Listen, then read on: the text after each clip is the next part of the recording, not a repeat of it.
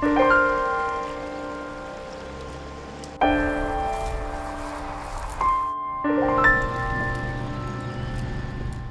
you would like to get away with murder, it seems this is the town to do it in.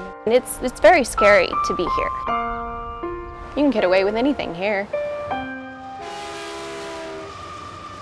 Oh my God. I'll tell you, that Friday when I got that phone call that one of the twins had died, that was the biggest shock of my life. Juliette Serenity Gertz, a 2-year-old twin who family remembers as the spunky one. She was the outgoing one. She was the Spitfire. She was the one that she wasn't afraid of anything. And she was the one who was murdered. Autopsy reports show Juliette was beaten to death inside this home back in July of 2008. Police confirm 3 adults were here when she was murdered, but not one of them has been arrested. Those 3 adults pictured here: Charisse Gertz, the mother of twins, Dustin Chauncey and Brandon Townsend, 2 roommates and friends of Charisse. The dad, Casey, was serving in the Army when his little daughter was murdered. The family members have lots of questions. Why Juliette's murder case is still unsolved. Why investigators waited 5 days to seal off the house as a crime scene.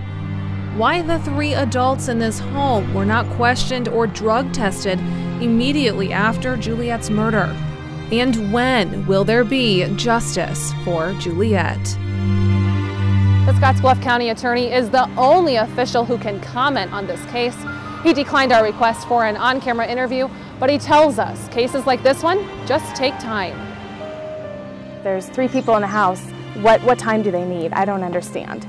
It should be solved long ago. In a phone call, County Attorney Doug Warner had the opportunity to answer our questions. How important is this case to you?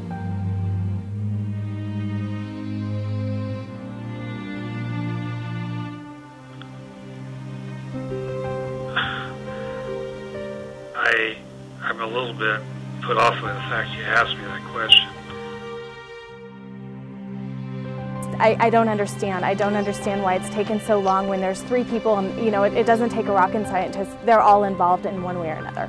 There is no evidence to prove which of the suspects is responsible for the death at this point. Every day we wait for a phone call saying they've arrested those involved, We wait every day for that phone call and it never comes.